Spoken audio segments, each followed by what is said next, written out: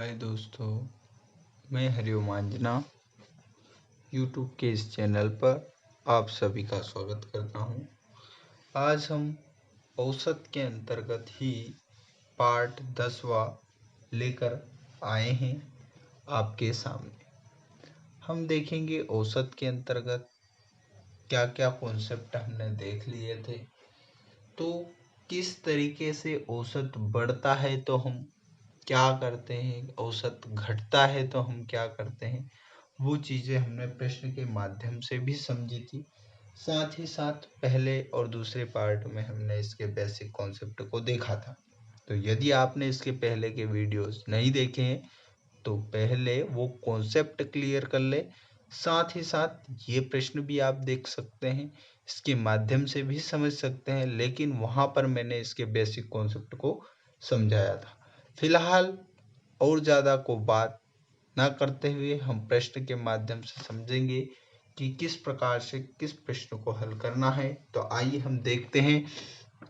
प्रश्न में बोला गया है, यदि एक कक्षा से 30 किलोग्राम भार का छात्र चला जाए और नया भार का छात्र आ जाए तो कक्षा में 20 छात्रों का औसत भार 0.75 kg अधिक हो जाएगा। तदनुसार नए छात्र का भार किलोग्राम ज्ञात कीजिए।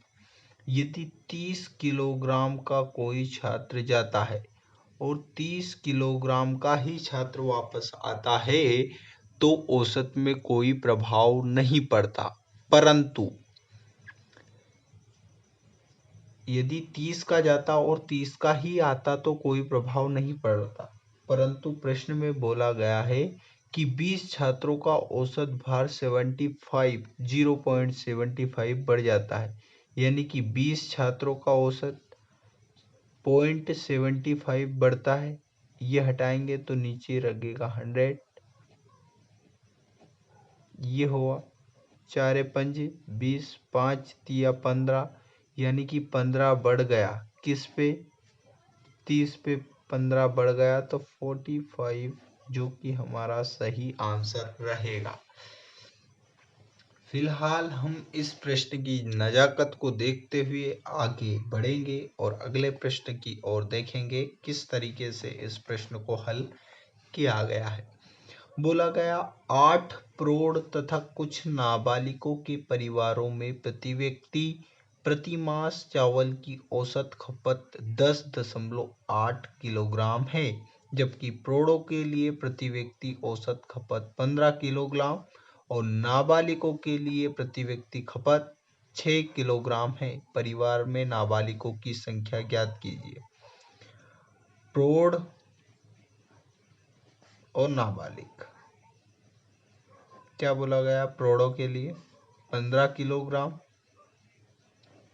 और नाबालिगों के लिए 6 किलोग्राम, और जो है औसत प्रौढ़ हमारा क्या दे रखा है? 10.8, तो इसको हम लिख देंगे बीच में। इसमें से यदि ये घटाएंगे तो ये निकल के आएगा, इसमें से ये घटाएंगे तो इधर निकल के आएगा। तो हमारा निकल के आ रहा है 4.8 इधर और 2 ये, तो ये हो जाएगा 11, यानी कि 4.2, यानी कि दशमलव से दशमलव चले गया। ये हो गया 6 8 48, 6 7 42, यानी कि 8 प्रौढ़ और 7 नाबालिग। तो प्रश्न में क्या बोला गया? 8 प्रौढ़ ही बोला गया, यानी कि 8 बराबर 8 दे रखा है तो 7 बराबर 7 आएगा और ये 7 ही हमारा आंसर रहेगा, यानी नाबालिगों की संख्या 7। ठीक है, ये हमारा प्रश्न का आंसर रहेगा। फिलहाल हम अब अगले प्रश्न की ओर आगे बढ़ते हैं और देखते हैं क्या बोला गया। बोला गया किसी कक्षा में 50 विद्यार्थी है, ठीक है, उनका औसत भार 45 किलोग्राम। एक विद्यार्थी के कक्षा छोड़ देने पर औसत भार 100 ग्राम कम हो जाता। कक्षा छोड़ने वाले विद्यार्थी का भार कितना है?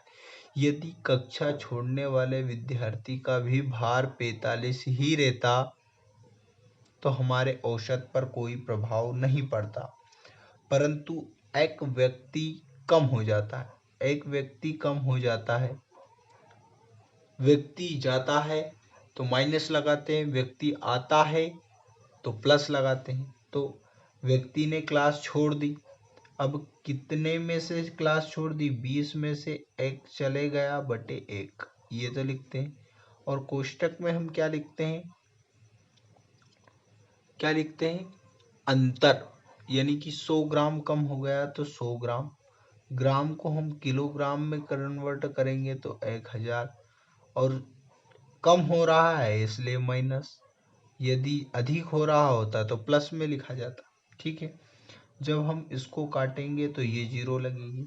20 में से 1 आ गया तो क्या बचता है? 19 बचता है। 50 विद्यार्थी का है ना, तो 50 लिखाएगा यहाँ पे, तो यहाँ पे लिखाएगा 49, यानी कि 45। ये माइनस, ये अंदर भी माइनस है तो ये हो जाएगा प्लस, ये हो जाएगा 49/10। ये हटाएंगे तो यहाँ लग जाएगी दशमलव। जब हम इसको जोड़ेंगे तो हमारा आंसर आएगा 49.9, और यही हमारा क्या रहेगा? आंसर। और ये आंसर कोई गलत नहीं कर सकता है, और इसलिए हमारा आंसर यही राइट रहेगा। ठीक है, क्वेश्चनों की वैल्यू को समझो, देखो किस प्रश्न को किस तरीके से हल किया जा रहा है, उनकी नजाकत को समझो, और बड़ी आसानी से 2 लाइन में आप आंसर हल कर सकते हैं। ज़्यादा समय भी नहीं लगेगा और बड़ी आसानी से आपने हल किया। मैंने समझाते हुए 3 प्रश्नों को सिर्फ 6 मिनट में हल कर दिया था। यदि आप हल करेंगे तो लगभग 3 क्वेश्चन बड़े होने के बावजूद भी आप 3 मिनट से कम समय में इनको हल कर सकते हैं। ठीक है, क्वेश्चनों को सिर्फ पढ़ते समय पढ़ेंगे उसको, और पढ़ते पढ़ते ही समझ में आ जाना चाहिए कि प्रश्न में क्या बोला गया है। तो आसानी से जब आप समझ जाओगे कि क्या बोला जा रहा है, किस तरीके से हम करेंगे, हमें इसका बेसिक भी आना चाहिए कि यदि ये नहीं आ रहा तो बेसिक से किस तरीके से कर लेंगे। यदि आपको बेसिक आता है तो आप ट्रिक लगा लो, लेकिन यदि बेसिक आपका क्लियर नहीं है तो आप ट्रिक नहीं लगा पाओगे, ट्रिक को भूलोगे, हर बार भूलते जाओगे ट्रिक को। तो यदि बेसिक क्लियर हो जाएगा तो आप कोई ट्रिक आसानी से लगा दोगे कि यदि ऐसा नहीं तो ऐसा कर लेंगे, ऐसा नहीं तो ऐसा कर लेंगे, यानी कि ट्रिक तो आप लगा लोगे, पर कब फायदेमंद रहेगी ट्रिक? जब आपका बेसिक क्लियर होगा। तो इसलिए मेरा कहना है बेसिक भी पढ़ो, साथ में ट्रिक्स भी पढ़ो। दोनों का कॉम्बिनेशन जब आपके पास होगा तो आप क्वेश्चनों को आसानी से हल करोगे, और आपके एक नंबर का भी सवाल गलत नहीं होगा। हमें सिर्फ उन क्वेश्चनों के पीछे नहीं भागना है जो हर व्यक्ति गलत करता है, हमें उन क्वेश्चनों के पीछे जाना है जो सही होते हैं सभी बच्चों के, लेकिन हमारे गलत होते हैं। तो उन प्रश्नों के पीछे भागना है, ना कि 1 या 2 प्रश्नों के पीछे जो आते तो हैं लेकिन वो किसी से नहीं बनते। तो उन प्रश्नों के पीछे हमें जाना भी नहीं।